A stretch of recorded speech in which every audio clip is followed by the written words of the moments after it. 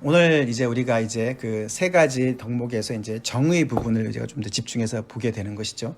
정의, 은혜, 율법에서 이제 정의를 보게 되는데, 정의가 이제 justice, 이제 히브리어로는 미슈파트라고 이제 그래요. 이것은 어떤 사회적인 정의를 얘기하는 겁니다. justice. 그래서 오늘 우리가 이제 정의라는 이제 그 덕목을 생각해 보는데, 하나님은 정의로우신 분이신가요? 그렇죠. 하나님은 정의로우신 분이세요. 예를 들어서 우리가 시편 97편 2절에 보면은 의와 공평은 하나님의 보좌의 기초다라는 말이 나와요. 그의 보좌가 있다는 것은 하나님이 왕이시라는 뜻이잖아요. 그죠? 근데 그 왕이신 하나님, 천지를 지으신 하나님의 그 보좌의 그 가장 파운데이션이 의와 공평이다. 이게 이제 공평이 바로 이제 미슈파트예요. 그러니까 이제 righteous and justice를 얘기하는 거예요. 그래서 하나님은 정말 천지를 지으신 분이 정의롭지 않으시면은 정말 큰일 나죠, 그죠? 근데 하나님은 그의 모든 그 통치의 그 모든 보좌의 기초로서 의와 공평을 가지고 계시기 때문에 그는 just가 하시죠. 정의로우신 하나님이신 거예요. 그 정의로우신 하나님은 당신의 백성들한테도 그 정의를 바라세요. 공의를 바라세요. 이제 우리 자매들 최근에 이사야서 읽어서 잘 아시겠네요. 전에 우리가 성경 공부도 한 그런 부분인데, 보자. 우리 민호 형제가 한번 읽어볼까요? 그게? 무릇 만군의 여호와의 포도원은 이스라엘 족속이요 그가 기뻐하시는 나무는 유다 사람이라. 그들에게 정의를 바라셨더니 도리어 포악이요 공의를 바라셨더니 도리어 부르짖음이었도다. 아멘. 네.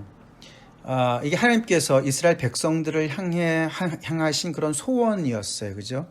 그들을 출애굽하셔서 시키셔가지고 가나안 땅에 심으시고, 그 가나안 땅에 있는 족속들이 너무 불의하게 살았기 때문에, 정의가 없고 공의가 없었기 때문에, 죄악이 관영했기 때문에 하나님께서 그 땅이 그들을 토해내게 하시고 거기에 이 백성들을 심으셨다라는 거죠. 그러고는 이제 그 열매를 바라셨는데, 그 열매를 간절히 바라셨던 열매가 바로 정의와 공의라였다는 것이죠. 하나님이 얼마나 그의 백성들한테, 당신의 백성들한테 그 justice를 정말 원하는지를 여기 본문에 볼 수가 있어요. 그죠?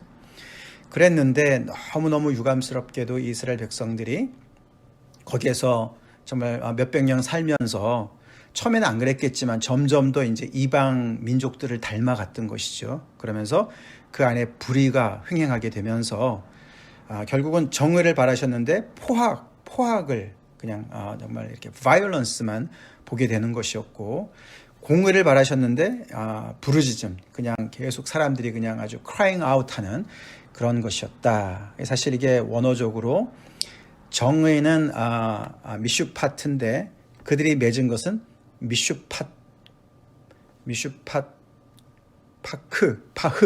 미슈파흐. 그러니까 거의 비슷한 단어예요. 언어 유희 같은 건데, 너무너무 닮았는데 이걸 먹어봤더니 너무 이게 단 포도가 아니라 쓴 포도인 거죠. 포도긴 포도 같은데 이게 아주 포악인 거예요. 그러니까 어떻게 보면은 종교로 다 치장을 해가지고 겉으로 볼 때는 굉장히 믿음이 좋은 것 같은데, 그들의 실질적인 삶을 보면은, 공적인 삶을 보면은 완전히 이거는 너무너무 정말 포악한 불의한 그런 삶이었다는 것이고, 공의는 이제 체닥한데 이거는 부르짖음은 체악하, 똑같은 단어, 거의 비슷한 단어인데 그것도 마찬가지예요. 그래서 하나님께서 그렇게 구별하셔서 하나님의 백성으로 삼은 이 백성들이 그 안에 부르짖음이 있었다는 거예요. 이 부르짖음은 이 조상들이 바로 밑에 살 때 부르짖었던 거거든요. 바로의 그 폭정에 너무너무 힘들어가지고 하나님 앞에 부르짖었던 그 부르짖음을 하나님께서 들으시고 그들을 구원해내셨는데, 이 이스라엘 백성들 안에서 이제는 그런 정말 불의가 횡행하면서 그 안에서 그 완전히 그냥 짓눌려서 살 수 없어서 부르짖는 그런 사람들이 생겨났다는 것이에요. 자, 그래서 하나님께서는 굉장히 정의로우신 분이시고 정의를 원하시는 어떤 사회 정의를 원하시는 분이라는 것을 우리는 먼저 잘 기억을 하고 이 이슈를 들어가 보겠습니다. 자, 정의란 무엇인가? 혹시 여러분들 그 책 읽어보신 분 계세요? 정의란 무엇인가? 마이클 샌델이란 책. 희연 집사 읽어봤어요? 네. 또 다호 형제도 읽어봤어요?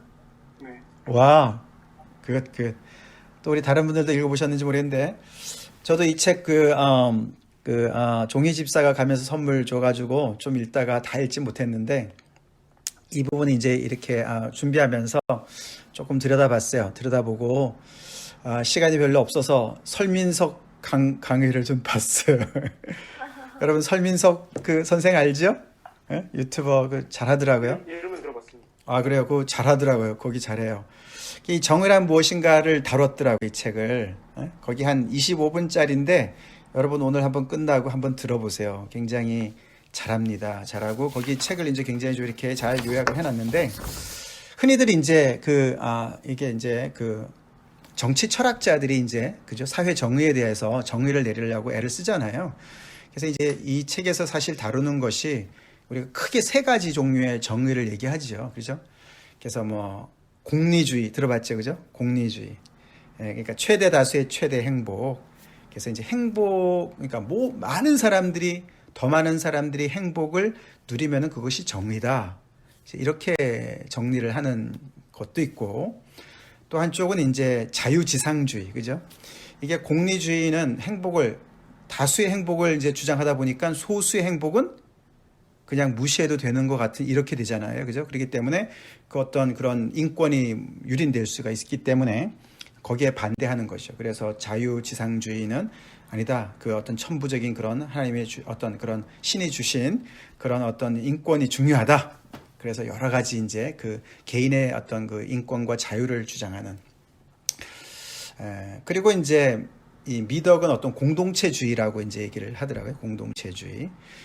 사실은 이제 이것은 어떤 행복도 그렇고 자유도 그렇고 이것이 사실 이제 다른 사람과 이렇게 계속 이렇게 마찰이 일어나지 않습니까? 그죠? 세상은 혼자 살아가는 것이 아니기 때문에. 그렇기 때문에, 참 이제 각각의 어떤 그런 비판이 다 있어요. 그렇기 때문에 이제 이 미덕이라는 것은 어떤 목적에 맞게 조금 더 이제 형이상학적인 어떤 목적에 맞게 살아가는 것이 중요하다. 그래서 어떤 예를 들어서 어떤 국민의식 이런 것들이 중요하고 사람들의 국민의식이 형성이 돼서 무엇이 옳으냐 어떤 목적으로 우리가 살아가야 되느냐 이런 어떤 목적지향적인 그런 삶을 살아가는 것이 더 중요하다. 이제 이런 얘기들을 이제 쭉 풀어나가는 책이라고 볼 수가 있죠. 거기 재미있는 그런 실례들도 많이 나오고 그래서 한 번쯤 읽어보고 생각해 볼 수 있는 그런 책이라고 생각이 듭니다. 그것은 이제 어떤 우리가 인간의 입장에서 우리가 더불어 살아가는 어떤 사회 속에서 정의를 어떻게 정말 정의를 정의해보고 거기에 맞춰서 우리가 어떻게 정말 더 정의로운 사회를 만들 수 있을까 이제 고민하는 것들 아닙니까? 그래서 이제 여러분들 다 들어보셨던 그런 아리스토텔레스나 플라톤이나 말이죠. 또 여러분 아시는 사람들이 있어요? 여기도 이제 벤담이라는 사람, 존 스튜어트 밀 이런 사람들 그런 사람들이 이제 이렇게 주창을 했던 내용들이지 않습니까? 그래서 이제 각각의 주장 안에 어떤 말이 되는 것도 많이 있지만 또 비판적인 부분도 많이 있죠. 근데 이제 오늘 우리는 이제 사실 이제 성경 속의 정의를 보는 거죠. 그죠? 성경에서는 정의를 뭐라고 얘기를 하느냐? 정의가 뭐냐? 여러분들 각자가 저스티스에 대한 어떤 그런 생각들이 아마 있을 거예요. 그죠? 있죠? 그러니까 정의는 안 해봤지만서도 그래도 뭔가 이런 게 정의다. 아니면 이것은 불의한 것이다. 이제 어떤 그런 기준들이 다 있을 거예요. 있는데 성경에서는 과연 뭐라 그러는가? 이게 이제 우리가 오늘 공부할 내용인데요. 사실 이제 이 월터 브루그만이라는 이분은 굉장히 좀 재밌게 이거를 이렇게 좀 흥미롭게 접근을 하더라고요. 그러니까 성경에는 이제 정의가 어떻게 보면 이렇게 두 그룹으로 이제 나누어진다라고 볼 수가 있다는 거예요. 이제 첫 번째는 주로 이 시편 이제 90편부터 한 99편 정도까지 그 안에가 이제 그 제왕시다 이런 말이에요. 로열쌈이다. 이제 왕이 즉위할 때 이스라엘 백성들을 이제 왕이 즉위식을 할 때 그때 주로 이제 많이 이제 그 불렀던 찬양이다. 이제 그렇게들 이제 얘기합니다. 학자들은. 자, 근데 이제 그 안에 보면은 이 왕이 결국은 이제 즉위를 하면서 그 백성들을 다스려야 되지 않습니까? 그죠? 근데 그때 이제 강조하는 부분이 하나님의 공의를 강조하는 거예요. 그래서 하나님께서 다스리시는 것을 강조하는 내용들이 많이 나옵니다. 그래서 예를 들어서 시편 93편 1절을 보면은 제가 읽겠습니다. 여호와께서 다스리시니 스스로 권위를 입으셨도다. 여호와께서 능력의 옷을 입으시며 띠를 띠셨으므로 세계도 견고히 서서 흔들리지 아니하는도다.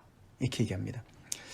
즉 하나님께서 이렇게 능력의 옷을 입으시고 띠를 띠셔가지고 그렇게 다스리시기 때문에 세계가 견고하게 섰다. 그렇게 얘기하죠. 그래서 그 하나님의 어떤 통치를 강조하는 거죠. 하나님께서 통치하시기 때문에 세상은 견고하게 서는 것이고 불의의 세력들이 조금 이렇게 하려 그래도 하나님께서 다 다스리시기 때문에 세상은 견고하게 이렇게 쭉 서 있다. 그래서 하나님의 통치와 또 하나님의 창조 질서를 얘기하는 것이죠. 이거를 이제 그 제왕 그러니까 즉위식이 한다는 거죠. 그렇기 때문에 왕은 하나님의 그런 어떤 그 통치를 본받아서 그렇게 세상을 다스려야 되는 것들을 이제 암시하는 거겠죠. 그리고 96장 10절 같은 경우 이제 예를 들어서 보면은 모든 나라 가운데서 이르기를 여호와께서 다스리시니, 여기서 다스린다는 말이 나오죠. 세계가 굳게 서고 흔들리지 않으리라. 그가 만민을 공평하게 심판하시리라 할지로다. 만민을 공평하게 심판하시라. 그러니까 앞에는 그냥 세상을 다스리는 내용만 나오고 굳게 서는 내용이 나왔는데 조금 더 자세하게 여기는 하나님께서 만민을 심판하시는데 공평하게 심판하신다. 여기 심판이라는 이 단어가 정의라는 단어, 미슈파트의 그 동사예요. 그래서 같은 샤파트라는 그런 단어예요. 그리고 13절에도 보면은 그가 임하시되 땅을 심판하러 임하실 것임이라. 그러니까 하나님의 통치가 만민을 심판하시는, 재판하시는, 공의롭게 재판하시는 것과 이제 연결이 되어지잖아요. 그래서 그가 의로 세계를 심판하시며 그의 진실하심으로 백성을 심판하시리로다. 그래서 하나님께서 심판하실 때 우리가 그 공의로우신 분이시니까, 정의로우신 분이시니까 시시비비를 가려주시겠죠. 얼마 전에 우리가 솔로몬이 성전 봉헌식 할 때 기도하면서 그런 얘기 하잖아요. 그죠? 이웃에서 뭔가 다툼이 있어가지고 성전에 와서 맹세하고 기도할 때 하나님께서 의로운 자와 불의한 자를 구분해 주세요. 판단해 주세요. 그런 기도를 합니다. 자, 그래서 하나님께서 이렇게 공의를 베푸시는, 정의를 베푸시는 어떤 그런 분으로 이렇게 강조를 하면서 이제 그다음에 여러 다른 데도 있지만 이제 스킵하고 99편 4절, 제가 시편 99편을 한 10번 읽어오세요 이렇게 이제 숙제를 내드렸었는데 거기 4절을 보시면은 능력 있는 왕은 정의를 사랑하느니라. 주께서 공의를 견고하게 세우시고 주께서 야곱에게 정의와 공의를 행하시나이다. 그래서 조금 전에 쭉 살펴봤듯이 하나님께서 공의를 견고하게 세우시잖아요. 하나님께서, 그죠? 근데 그것이 이제는 왕에게도 넘어간 거죠. 그래서 능력 있는 왕은 정의를 사랑한다. 그래서 이제 왕의 역할을 강조하는 내용이 이제 드디어 나옵니다. 이것을 이제 즉위식 때, 왕의 즉위식 때 이제 이렇게 하면서 찬양하면서 그 왕으로 세워진 그 인물이 그 백성을 어떻게 다스려야 되는지, 하나님의 공의로 다스려야 되고 정의로 다스려야 된다는 것을 이제 이렇게 염두에 두도록 다시 상기시켜 주는 것을 얘기하는 것이죠. 자, 이런 정의가 나옵니다. 하나님의 창조 질서에 맞는 정의, 그죠? 하나님께서 창조하셨고 세상을 견고하게 세우시고 그들을 공평과 정의로 심판하시는 그런 하나님, 보호자의 기초가 되는 정의, 그런 정의예요. 자, 하나님이 이런 분이신데 그것을 이제 왕도 그렇게 이제 정의를 구현하기를 원하시는 것을 보게 되는데, 또 다른 이제 부류의 정의가 나오는 거는 뭐냐면은, 그게 이제 바로 우리가 익숙하게 이제 계속 반복에 대해서 알아보는 출애굽 이야기죠. 출애굽기 이야기입니다. 그래서 우리가 출애굽 내러티브다, 출애굽의 그 스토리죠. 이거는 뭐냐면은 위에는 하나님이 왕이시고 하나님의 종인 다윗이나 솔로몬이나 그의 후예들이 왕인 거잖아요, 그죠? 그래서 하나님의 그 통치를 인정하는 그런 어떤 그 통치 아래서의 어떤 질서를 얘기하는 거잖아요, 정의를 얘기하는 거지 않습니까? 근데 밑에는 뭐죠? 출애굽의 배경이 아까 누가 왕이었어요? 바로가 왕이었습니다, 그죠? 네, 바로가 왕인. 그럼 바로가 왕인 상태에서 불의한 세계에서는 하나님의 정의가 어떻게 구현되는가를 보여주는 게 바로 출애굽이라는 것이죠. 출애굽기.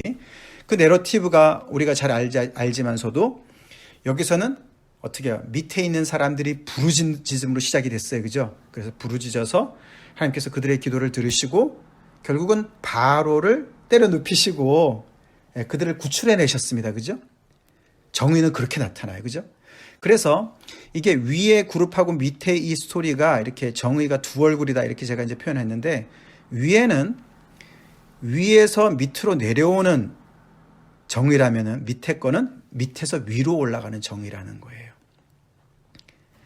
그래서 이 월터 브루그만이 그 어떤 하나님의 정의를 이렇게 약간 어떤 그 어느 편에서 볼 것이냐 이렇게 이제 어떤 그 퍼스펙티브를 이렇게 제시해 주는 것이 굉장히 저는 흥미롭다 생각이 들었어요. 우리가 흔히 그렇잖아요, 그죠? 내 중심적으로 우리가 정의하기가 참 쉽잖아요, 그죠? 예? 근데 여기서 굉장히 신선한 거가 이렇게 밑에서 위로 올라가는 정의. 그러니까 출애굽의 내러티브가 결국은 그거지 않습니까?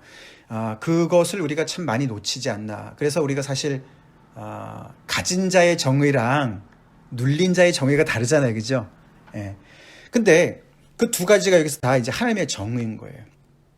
자, 근데 사실 위에서 이제 그 위에서 제왕시가 그 어떤 즉위시에서 그 시편에서 이야기하는 그런 그 이스라엘의 왕들은 세상의 왕들과는 구별되어져서 만왕의 왕이신 창조주 하나님을 모시고 살아가는 사람들이니까 그 하나님을 닮아서 그렇게 정의를 구현해서 그 정의가 하나님의 창조 세계가 계속 그 질서가 계속 유지가 될 수 있도록 다스려야 되는데 그것이 이제 잘 안 되는 경우가 역사적으로 많이 있지 않습니까? 그죠? 왜냐하면은 이방 나라들은 그렇게 안 하거든요. 그렇잖아요. 그죠? 그래서 대부분이 이렇게 변화가 필요한 세상이 자꾸 되는 것이죠. 우리가 아까 이사야서도 봤지만서도 그 하나님의 백성들 안에서도 포악이 넘쳐나고 부르짖음이 넘쳐나고, 자, 그게 현실인 거예요. 그죠? 그래서 밑에 있는 사람들이 정말 부르짖는 그런 상황 속에서 또 다른 제2의 출애굽을 꿈꾸며 기도하며 이런 일들이, 여기서는 정말 이 불의에서 못 살겠다, 하나님의 정의는 어디 갔나, 막 이런 걸 이제 고민하는 이제 그런 세계가 세상에 너무 많은 거잖아요. 그죠? 자, 근데 여기서 보면 이제 그래서 위의 정의는 질서를 강조하는 탑 다운, 질서를 강조하는, 대부분이 그래요. 그죠? 정부에서 주도하는 정의는 어느 정도는 이제 다수의 행복을 위해서 애는 쓰지만서도 못 미치는 게 굉장히 많이 있어요. 그죠? 그렇죠? 그래서 정말 가지지 못한 자들, 소외된 사람들은 뭐 예를 들어서 빈민촌을 철거해야 된다라든가, 예를 들어서 말이죠. 거기 뭐 너무 미관상 안 좋으니까 거기를 다 헐어버리게 한다든가, 뭐 예를 들어서 이제 그런 것인데, 그래서 질서를 얘기하지만 결국은 이제 어떤 가진 자의 편에 계속 서 있을 수 있는 위험이 많이 있는 거예요. 그래서 이 하나님의 어떤 이런 그 시편에 아까 얘기했던 이런 제왕시, 어떤 즉위시를 어떻게 보면 이데올로기로, 정치 이데올로기로 사용할 수도 있는 그런 위험 부담이 있었던 거예요. 그래서 이스라엘 백성들도, 이 이스라엘 왕들도 하나님께서 이렇게 정말 왕의 말을 들으라고 그런 거 아니냐, 너네 왕의 말을 들어, 순종해, 이렇게 이제 강조하는, 질서를 강조하는. 여러분들 혹시 지금까지 우리 한국 역대 대통령 중에 정의 사회 구현, 정의 사회 구현, 그거 외친 사람이 누군지 아세요? 어느 대통령인지 아세요? 정의 사회 구현. 그게 캐치프레이즈였어요.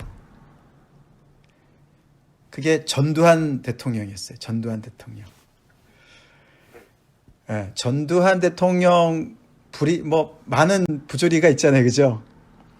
근데 그때 이제 그 대통령으로 이제 쓰면서 내가 정의 사회를 구현하겠다. 이제 그러면서 진짜 이런 그 사회 불량배들 많이 그때 소탕했어요, 그죠? 그래가지고 삼천교육대 막 집어넣지 않았습니까? 여러분들은 좀 어려서 잘 모를지 모르겠는데, 예, 어렸었겠죠, 그때는. 근데 이제, 역사를 보면 다 알 수 있어요. 이제 그런 것처럼 어떤 질서라는 어떤 명목은 가지고 있지만서도 그게 질서가 별로 아닌, 정말 가진 자들의 편에 서 있는 어떤 그런 것으로 충분히 남용할 수 있는 부분들이 많이 있었는데, 이 이스라엘의 왕들 중에도 이제 그런 사람들이 꽤 있었던 거예요. 안타까운 일이죠. 이 밑에 있는 이 정의는 변화를 추구하는 정의. 그래서 굉장히 혁명적인 그런 정의죠. 그렇죠? 자, 그래서 이 출애굽의 이 역사를 그 어떤 해방 신학에서 많이 사용하지 않습니까? 특별히 이렇게 독재 정권에 있는, 그래서 정말 너무너무 힘들어하는 그런 백성들이 이 출애굽 사건을 정말 이렇게 그 모티브로 해서, 그것을 어떤 그 패러다임으로 해서 정말 어떤 새로운 자유의 세계로, 어떤 그런 공평한 세계로, 기회균등의 그런 새로운 어떤 그 세계로 가려고 하는 어떤 그런 그 운동에 이 출애굽기를 많이들 이제 인용을 하고 그럽니다. 자, 근데 이제 그러면은 이스라엘 이 왕정 제도의 역사를 잠깐 살펴보면은 이제 이들이 이 아까 얘기했던 그런 정말 하나님의 그런 정의를 실현하는 그런 왕들도 있었지만 아닌 왕들도 굉장히 많았던 거예요. 그런 부분들 우리가 좀 이렇게 왔다 갔다 했던 것들 잠깐 살펴보기를 원하는데, 에스겔서 34장 1절에서 6절까지를 여러분들 성경 있으시면 좀 찾아보시겠어요? 에스겔서 34장 1절부터 6절입니다. 거긴 제가 읽겠습니다. 에스겔서 34장 1절부터 6절. 여호와의 말씀이 내게 임하여 이르시되, 인자야 너는 이스라엘 목자들에게 예언하라. 이스라엘 목자들이 이제 지도자들이에요. 지도자들. 그들 곧 목자들에게 예언하여 이르기를, 주 여호와께서 이같이 말씀하시되, 자기만 먹는 이스라엘 목자들은 화 있을진저 목자들이 양떼를 먹이는 것이 마땅하지 아니하냐. 목자들이 자기들만 자기들의 배만 채웠다는 거예요. 가진 자들인 것이죠. 그래서 이스라엘 백성들에 비유해 본다면 그 예루살렘에 사는 도시 사람들, 엘리트들, 그 소수의 그런 어떤 그 집단들, 그들의 유익을 위해서만 살았고, 그 목자들이 양떼들을 먹이지 않았다는 거예요. 너희가 살찐 양을 잡아 그 기름을 먹으며 그 털을 입되 양떼는 먹이지 아니하는도다. 백성들의 것을 정말 챙기긴 챙기면서 그들을 먹이질 않는 거예요. 그들한테 약탈만 하고 착취만 하고, 너희가 그 연약한 자를 강하게 아니하며 병든 자를 고치지 아니하며 상한 자를 싸매주지 아니하며 쫓기는 자를 돌아오게 하지 아니하며 잃어버린 자를 찾지 아니하며 다만 포악으로 그들을 다스렸도다. 목자가 없으므로 그것들이 흩어져서 모든 들짐승들의 밥이 되었도다. 내 양떼가 모든 산과 모든 맷뿌리마다 되었고 내 양떼가 온 지면에 흩어졌으되 찾고 찾는 자가 없었도다. 이 하나님의 백성인 이스라엘이요, 나중에 이제 망할 때 이렇게까지 이제 타락을 한 거죠. 사실 그래서 여러분들도 아시지만 이 이스라엘 백성들 안에 왕정 제도가 들어올 때 그때 그때 사사가 사무엘이었습니다. 그래서 사무엘이 경고를 했어요. 왕정 제도가 어떤 그런 위험을 가지고 있는지를 경고를 했습니다. 그게 사무엘상 8장에 나오는데요. 제가 찾아서 다시 한번 읽겠습니다. 사무엘상 8장 11절부터 17절까지인데, 이게 이제 백성들이 이제 우리도 왕이 필요합니다. 이방 나라들처럼 왕이 필요합니다라고 얘기할 때 사무엘이 이제 경고하는 내용입니다. 11절 이르되 너희를 다스릴 왕의 제도는 이러하니라. 너네가 왕을 요구하는데 왕은 이런 이제 정치를 필 거다. 얘기하면서 그가 너희 아들들을 데려다가 그의 병거와 말을 어거하게 하리니 그들이 그 병거 앞에서 달릴 것이며, 그러니까 너희 자녀들을 데려다가 결국 이제 병거와 말을 끌게 한다는 거죠. 또 너희의 아들들을 1000부장 50부장을 삼을 것이며 자기 밭을 갈게 하고 자기 추수를 하게 할 것이며 자기 무기와 병거의 장비도 만들게 할 것이며 그가 또 너희의 딸들을 데려다가 향료 만드는 자와 요리하는 자와 떡 굽는 자로 삼을 것이며 그가 또 너희의 밭과 포도원과 감난원에서 제일 좋은 것을 가져다가 자기의 신하들에게 줄 것이며 또 그가 또 너희의 곡식과 포도원 소산의 11조를 거두어 자기의 관리와 신하들에게 줄 것이며 쭉 내려갑니다. 결국 왕정 제도라는 것은 너네한테 계속 이렇게 착취를 해서 소수의 사람들, 엘리트들에게만 먹이고 자기 부하들만 먹이고 결국 너희들은 계속 이렇게 착취를 할 것이다. 그렇게 경고를 해요. 근데 여기서 11절에 너희를 다스릴 왕의 제도는 이러하니, 이 제도라는 단어가 미슈파트예요. 미슈파트. 다시 말해서 이것이 왕의 정의다. 이렇게 표현을 한다고요. 사무엘이. 다시 말해서 세상의 왕들이 정의라고 생각하는 개념이 이런 개념이야 라는 뜻이에요. 아시겠죠? 그래서 그들은 이것이 옳다고 생각하는 거예요. 그래서 당연히 백성들의 자녀들을 다 취해가지고 거기서 똘똘한 사람들 다 뽑아가지고 거기서 걔들을 통해서 그 자녀들을 통해서 자기들이 필요한 것들을 다 이제 먹는 것이죠. 자기들이 배를 채우는 것이에요. 그래서 밑에 백성들은 뭐 어떻게 힘든지 말든지 상관하지 않는다, 이런 얘기가 나오는 거예요. 그게 세상의 왕정 제도라고요. 근데 아까 에스겔서 34장에 그들이 망할 때 세상의 왕정 제도랑 너무나 닮았지 않습니까? 그것을 이 세상의 왕정 제도에서는 정의라고 얘기한다는 것을 우리가 알아야 돼요. 근데 사실 우리가 신명기 17장 전에 제가 말씀 전할 때 한번 전했는 적이 있는데 17장 거기 17장에 16절에서 20절을 보면은 하나님께서 너네가 왕을 세울 때는 이런 기준으로 세워라 라고 말씀하신 데가 나와요. 준효 형제 혹시 성경 찾았어요?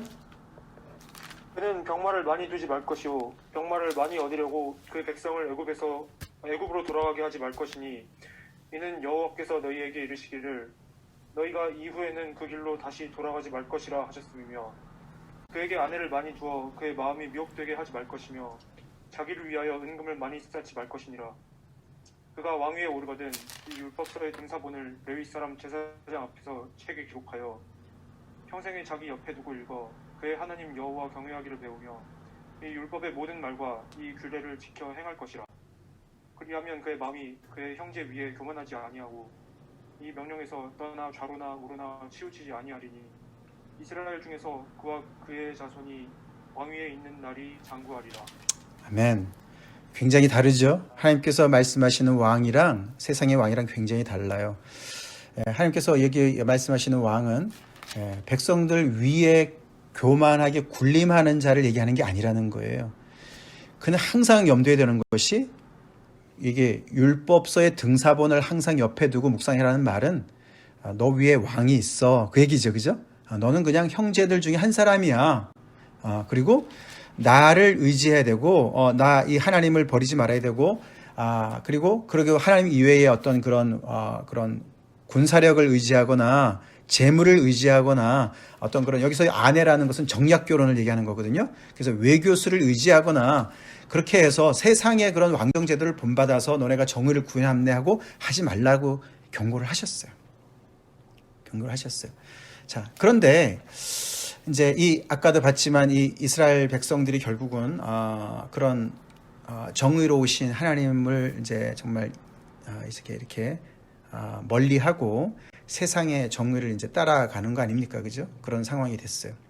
그래서 특별히 이제 시편 99편이 아까 이제 제가 말씀드린 대로 여러분들 좀 읽어보시라 그랬는데 한번 돌아가 보겠습니다. 시편 99편에 특별히 이제 월터 브루그만이 이제 이게 시편 99편이 그런 어떤 즉위 시편에 이제 왕이 이제 즉위할 때 부르는 찬양 중에 하나인데 거기에서 굉장히 좀 특이한 내용이 이제 들어가 있다라고 이제 지적을 하는 거예요. 그게 바로 이제 99장 99편 6절이에요. 6절인데 이게 이제 아까도 봤지만 아까 봤을 때는 이제 하나님이 어떤 그런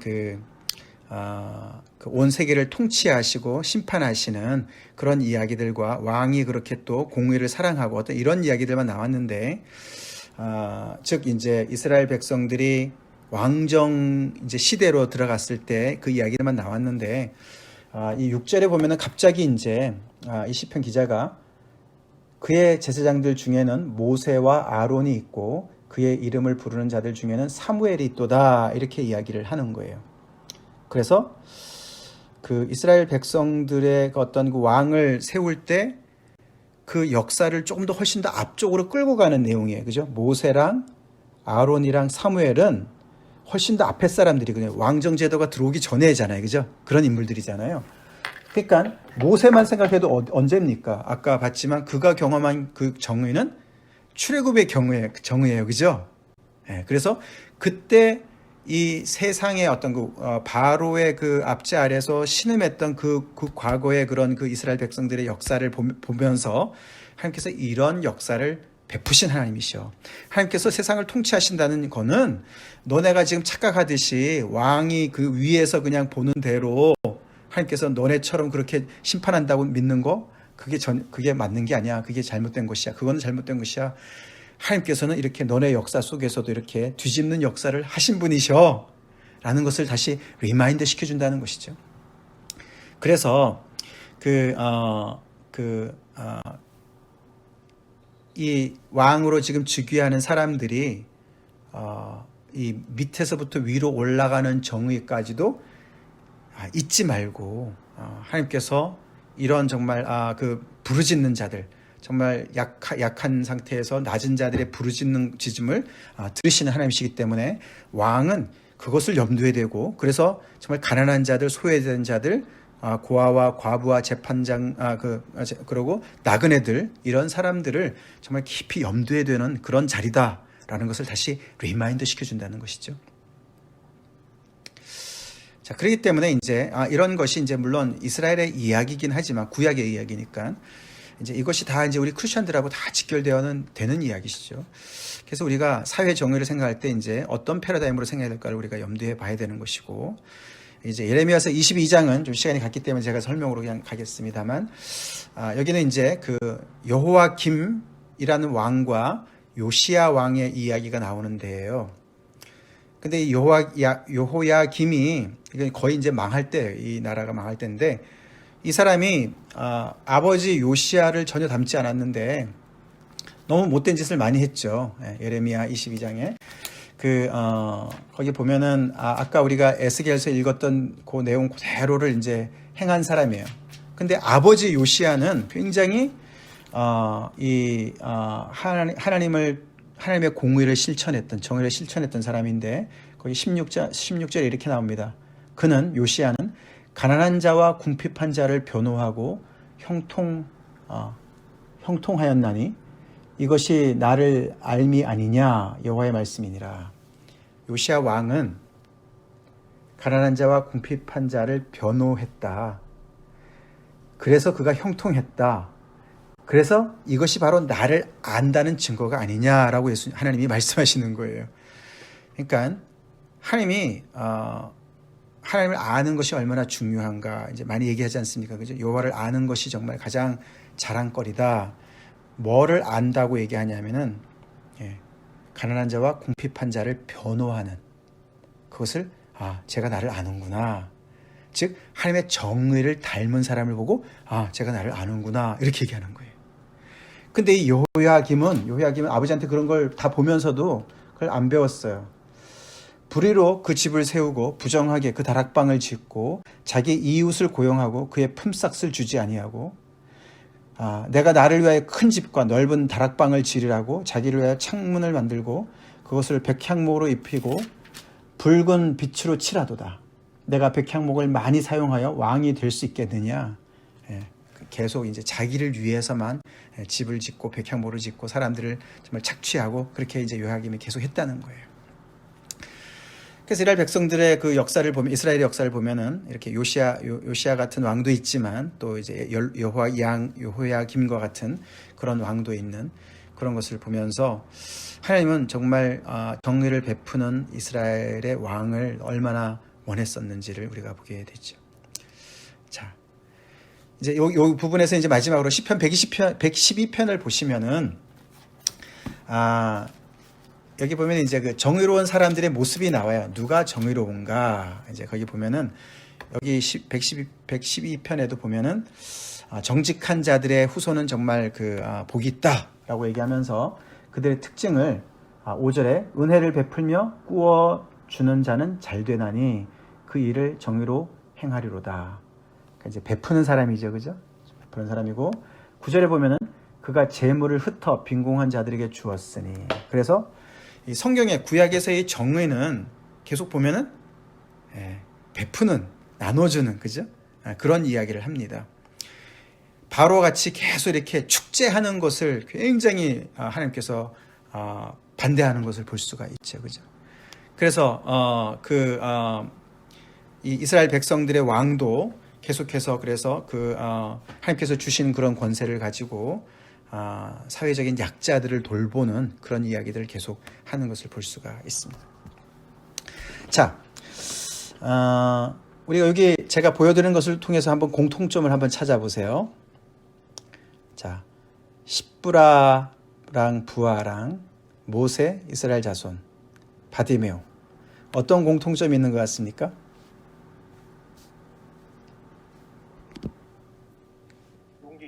용기. 어떤 용기죠? 그러니까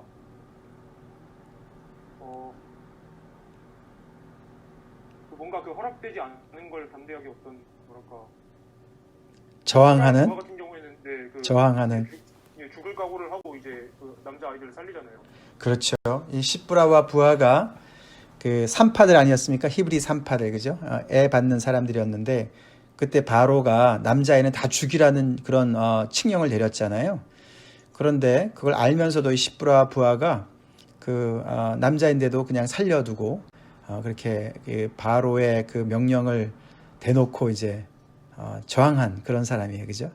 모세도 마찬가지죠, 그죠? 그 바로 앞에 가서 물론 하나님께서 이제 힘을 주셔서 그렇게 했던 것이고 이스라엘 자손들도 애굽 시절에 힘들으니까 하나님 앞에 부르짖는 일을 합니다, 그죠? 이 불의에 그냥 짓눌려서 그냥 거기에 순응하고 거기에 그냥 컨펌 되는 게 아니라 거기서 아프면 아프다고 얘기를 하고 이건 틀렸다면 틀렸다고 얘기를 하고 저항을 하는 그런 모습을 보게 되는 거죠, 그죠?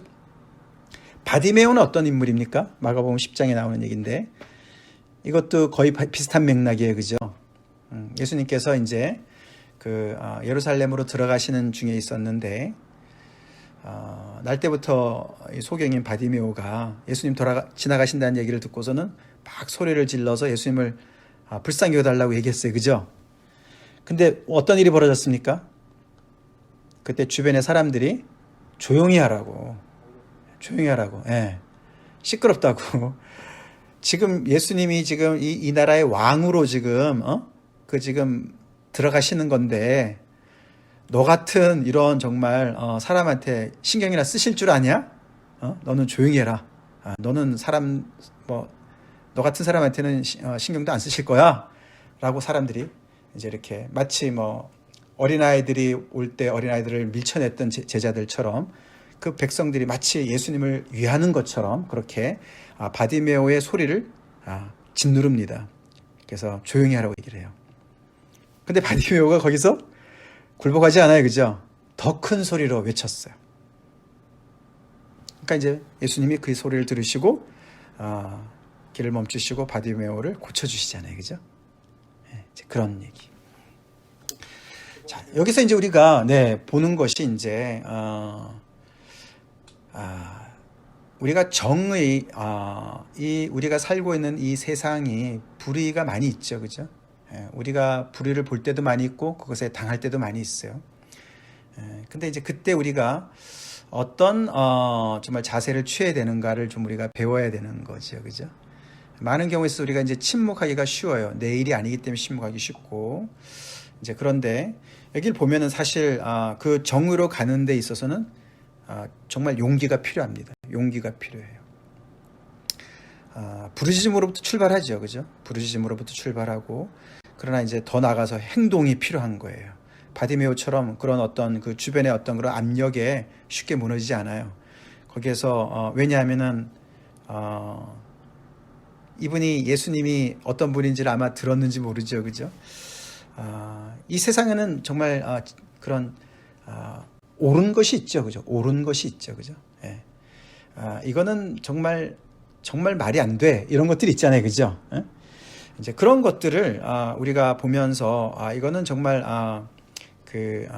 사실 그래서 그런 건 이제 정언 명령이다. 이제 이 책에도 그런 얘기를 하더라고요. 그 뭐 예를 들어 살인하지 말아라. 이런 거는 십계명에도 나오지만 다른 문서들도 나오는 거예요. 그죠? 세상에 다른 사람들도 인간이라면은 다들 인정하는 어떤 그런 보편적인 어떤 그런 가치들이 있지 않습니까? 이제 그런 부분들을 볼 때 이제 우리 믿는 사람들이 내 일이 아니라고 침묵해서는 안 되는 거가 있는 거예요. 사실은 이게 정의로운 사회로 가는 거는 굉장히 힘든 길이에요. 사실 예를 들어서 우리가 이 출애굽 생각을 해보면 알 수 있어요. 그죠? 그건 하루아침에 되는 게 아니지 않습니까? 이게 이제 불의가 제도화되면은 체계화되고 제도화되면은 그게 이제 애굽인데 쉽게 안 놔주죠, 그죠? 거기서 몇 번 그냥 뭐 이렇게 데모한다고 이거는 불의하다고 이래가지고 그게 잡히지 않잖아요, 그죠? 이미 거기서는 시스템이 딱 돼가지고 구축이 되어가지고 이거는 뭐 대통령 제도도 아니고 이건 왕정 제도니까 말이에요. 계속 대대로 내려오는 것이니까 얼마나 기계화 됐겠습니까, 그죠? 그래서 그냥 대드는 사람들은 어떻게 처리할 거 다 알고 말이죠. 이렇게 다 해가지고 완전히 악의 조직을 다 이렇게 조직화해서 다스리고 있기 때문에 안 되는 거죠. 그래서 하나님께서 정말 기적을 행할 수밖에 없었던 상황이었죠. 근데 그 사람들이 거기서 이렇게 나올 때 사실은 굉장한 용기가 필요했어요. 부르짖는 것도 용기가 필요했지만 바로 밑에서만 살아봤기 때문에 바로를 떠나면은 죽는 거 아니야? 근데 이게 바로를 떠나서 금방 가나안 땅으로 가는 것도 아니지 않습니까? 그죠? 그들이 간 곳은 광야였어요. 광야. 예. 그러니까 오히려 광야에서 종살이 했던 애굽이 더 낫다. 바로가 아무리 독재를 했다 하더라도 거기서는 그래도 뭐 조금이라도 뭐 먹는 거 있었었는데 광야는 도대체 뭘 먹고 살란 말이야. 이제 이렇게 되는 거지 않습니까? 이제 그만큼 이 정의로 가는 그 길은 굉장히 보장이 안 된 것 같고 그래서 오히려 독재에 길들여진 어떤 그런 부분을 더 선호하는 그런 인간의 기질이 있다는 것을 우리는 또 보게 되죠. 근데 그래서 사실 이 정의로 가는 것은 어떤 그런 그 많이 불의에 시달린 사람들이 정말 악에 바쳐서 그래서 정말 뒤집어 엎어가지고 혁명을 일으켜가지고 그래서 어떻게 이렇게 정권이 교체되어져서 뭔가 좀 새로운 나라를 개척하는 사람들도 있을 수 있을지 모르지만 그런 건 거의 이제 역사적으로 보면은 그렇지 않죠, 그죠? 뭐 그렇게 정권의 정변을 일으켜가지고 한다 하더라도 또 다른 독재가 되지 않습니까? 그래서 진짜 정의를 구현할 수 있는 것은 하나님을 믿는 사람들인 거예요. 왜냐하면은 이 광야에서 버틸 수 있는 것은 하나님이 계시기 때문에 버틸 수 있었던 거거든요. 그렇죠? 이들이 광야에서 어떻게 서스테인 할 수가 있었어요? 어떻게 거기서 살 수가 있었습니까? 뭐 농사를 질 수 있는 것도 아니고 말이죠. 물도 부족하고 그런데 그래서 우리가 출애굽기를 보면은 하나님께서 그들의 왕이 되어 주셔서 그들에게 먹을 것을 공급해 주세요. 만나를 주셨어요. 그 다음에 반석에서 물을 내어 주셨어요. 메추라기를 보내주셨어요. 그래서 광야로 나가면 죽을 것 같았는데 거기가 오히려 풍요의 땅으로 바뀌었다고요. 이게 기적이죠. 인간적인 면에서 봤을 때 기적이죠. 하나님께서 통치해 주시는 나라인 거예요. 그게 이제 이스라엘 백성들한테 이제 그런 것들이 역사적인 현실로 나타났는데, 자, 이게 이제 우리가 특별히 이 장면, 이제 출애굽기 16장 여기 우리 유정자매가 한번 읽어보겠습니다. 이스라엘 자손이 그같이 하였더니 그 거둔 것이 많기도 하고 적기도 하나 오멜로 되어 본즉 많이 거둔 자도 남음이 없고 적게 거둔 자도 부족함이 없이 각 사람을 먹을 만큼만 거두었더라. 네, 먹을 거 걱정하고 죽을 줄 알고 광야에 갔었는데 놀랍게도 하나님께서 하늘에서 이슬과 같이 이렇게 먹을 양식을 내려주셔서 부족함이 하나도 없이 먹은 거잖아요. 그죠? 먹은 거예요. 이게 이제 여기에 하나님의 은혜도 있고 또 정의도 있어요. 정의도 있죠.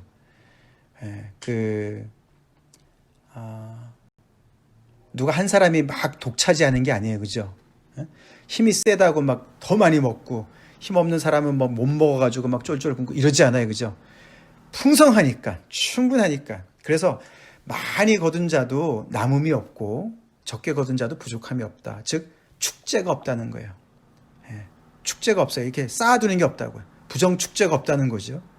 이게 이제 하나님의 은혜가 매일매일 새롭게 오니까. 그래서 이게 정의로운 사회가 과연 가능할까? 이 세상에서는 불가능하죠. 근데 우리 하나님을 믿는 사람들은 이 이스라엘 역사 속에 이런 시기를 우리가 이제 보지 않습니까? 그죠?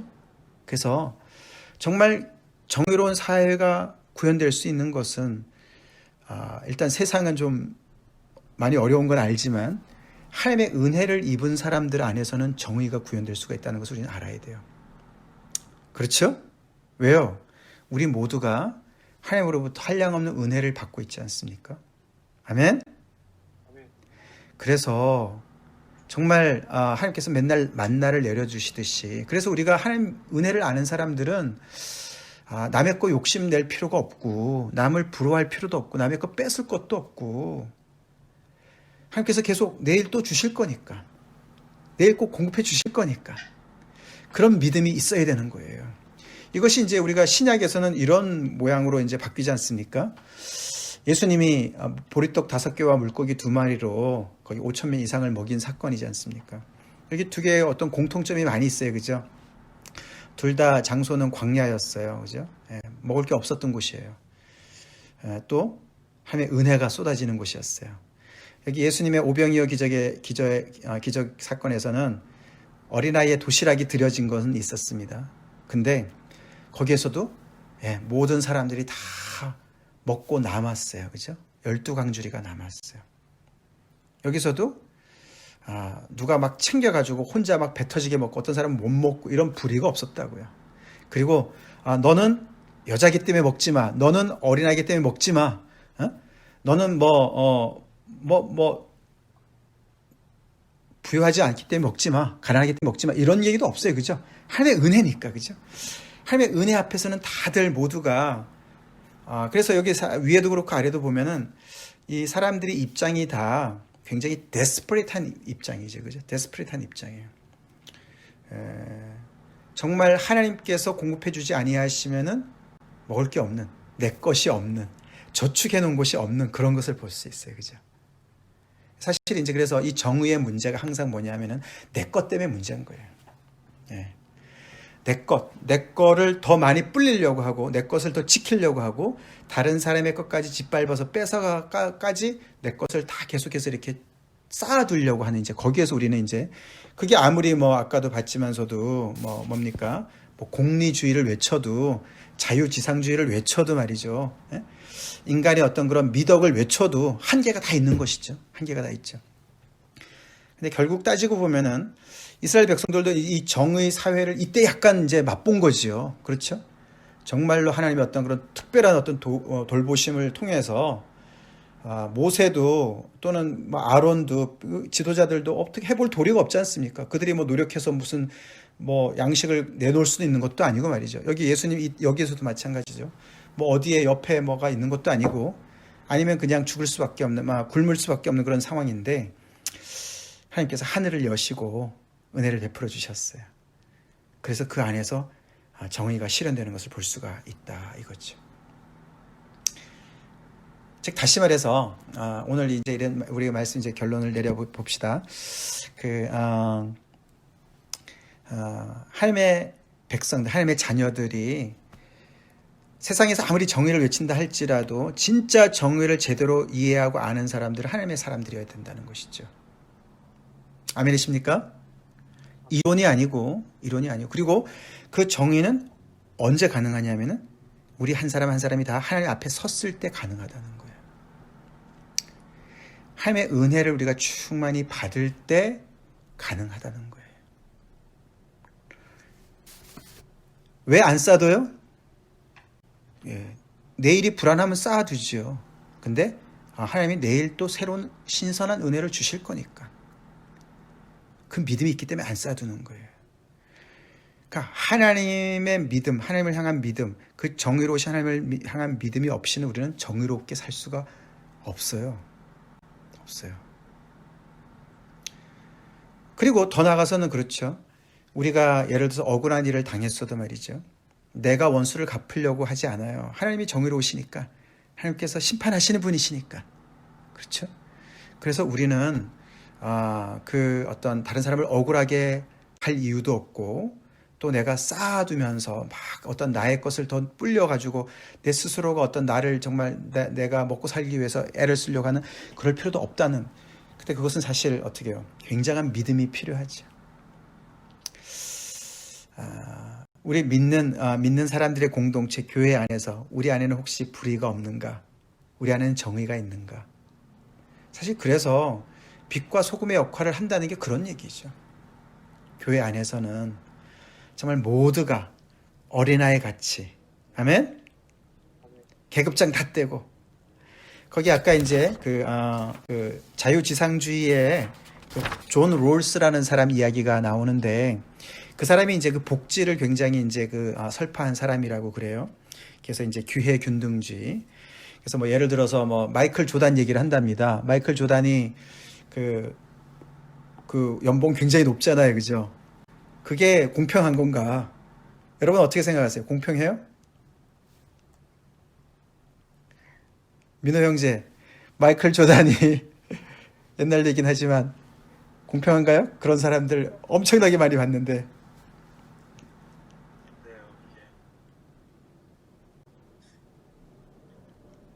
쉽게 말하긴 어려워. 그렇죠. 일단은 뭐 잘하니까 공평하다고 볼 수 있을 것 같아요. 잘하는 사람한테 많이 주는 게 이제 뭐 자유주의니까. 근데 이제 문제를 제기하는 게 뭐냐면은 그 사람의 어떤 천부적인 재능이 공평하지 않다는 걸 얘기하는 거예요, 이 사람은. 그러니까 노력을 다른 사람들은 안 할까? 다 하지요. 하는데 천부적인 재능이 달라서 그렇다 이거지. 그래서 천부적인 재능의 차이가 나기 때문에 그것에 맞춰서 더 많이 주는 건 공평하지 않다. 많이 받으면 세금을 더 많이 내서 그 정말 천부적인 재능에서 차이가 있는 그런 것 때문에 힘들어하는 사람들을 같이 해서 기회균등을 이루어야 된다. 뭐 이런 얘기를 한다는 거죠. 예? 근데 이 사람이 그 무지의 장막이란 말을 했대요. 무지의 장막. 이게 좀 재밌더라고요.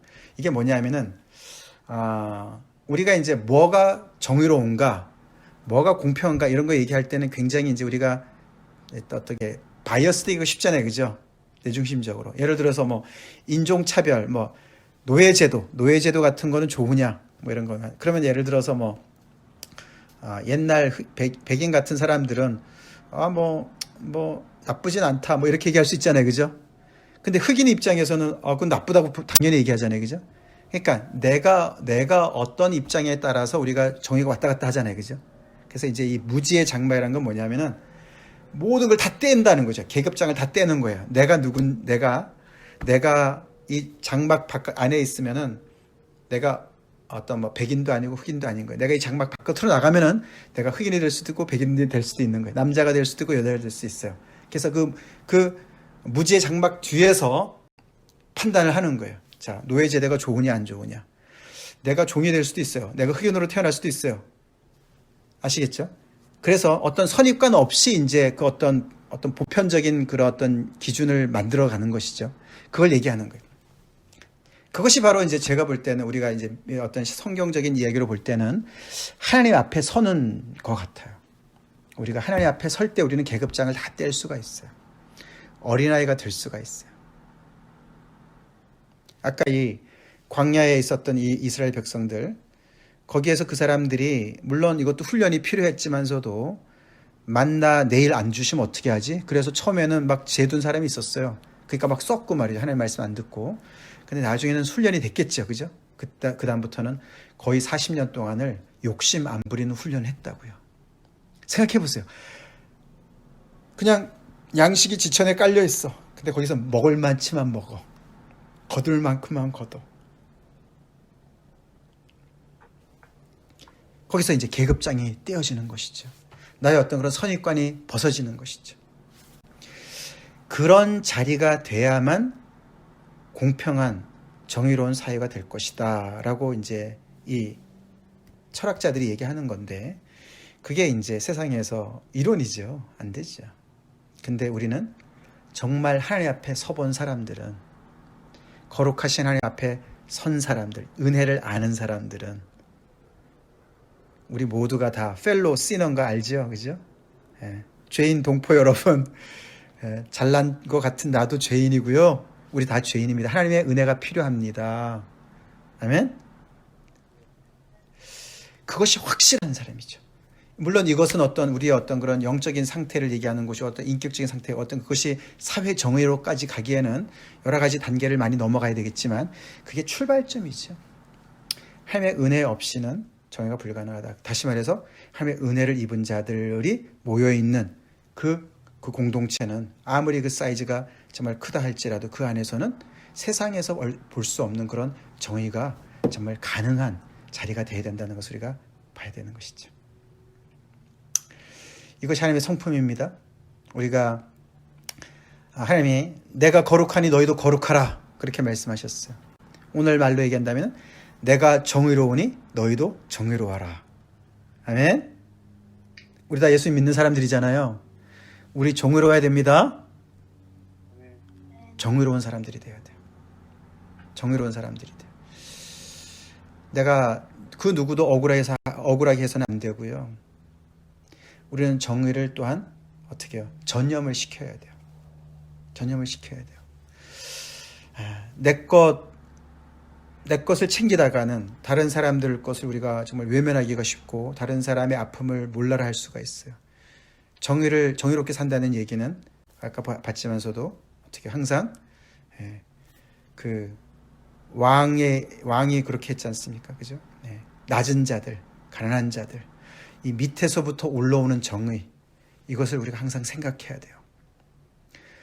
내가 있는 자리에서 계속해서 정의만 생각할 것이 아니라 정말 가지지 못한 사람들의 입장에서 생각을 해볼 수가 있어야 됩니다.